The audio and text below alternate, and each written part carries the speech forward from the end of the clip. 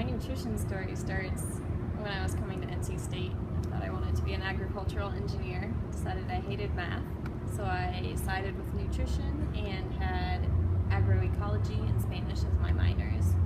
And when I got to school, I loved it, and I thought they worked really well together, so I kept those focuses in my studies and graduated in May 2014, and I came not super far away down the street to Interfaith Food Shuttle, where I worked as an AmeriCorps Vista. It's kind of like a domestic version of Peace Corps, and I was working on hunger issues. So I did a lot with cooking matters coordination, and I did teaching farm work. I did a lot of program coordination, managed a farmer's market, had a lot of good experience there. And then I applied to come to UNC Chapel Hill to get my master's in public health and a registered dietitian degree. So here the program is coordinated in the fact that when you get accepted to your classes, you're also accepted into an internship, and we alternate school year classes and then internship in the summer or in our last semester in the fall.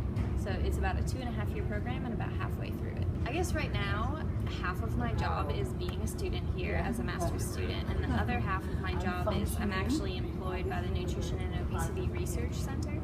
And so I do diet recalls, which means I'm kind of like a research telemarketer. I call people on the phone and I ask them what they had to eat for the 24 hours before.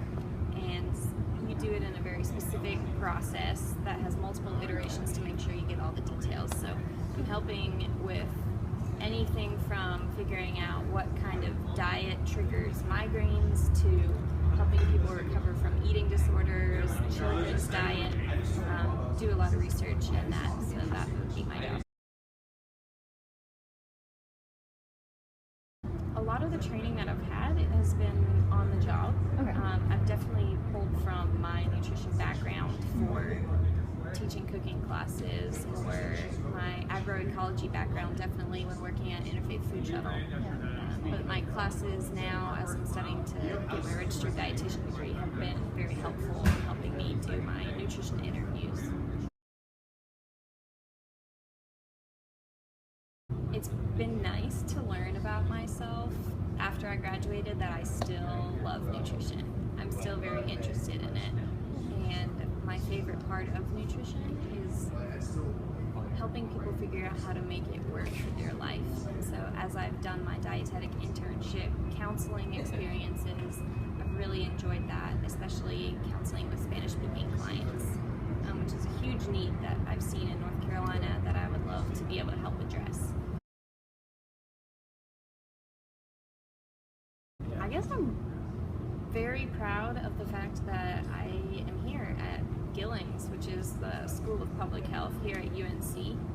We're one of the top public health schools in the country, and I'm just constantly amazed by the classmates that I'm surrounded with. They're so smart, they're so passionate, and the professors that we have here are very committed, and I can't tell you how many times you've been reading a research paper and you realize the author is your professor, or like the leader in the field that's on the news is actually like down the hall from me. So that's been a really neat experience just to see the cutting edge of what's happening in nutrition. I think one thing that I would highly recommend to students, and one thing that I might have done better, would be to look at actual jobs. It's super important to be passionate about what you end up doing one day, but you also need to know how your passion will be applied in the workplace.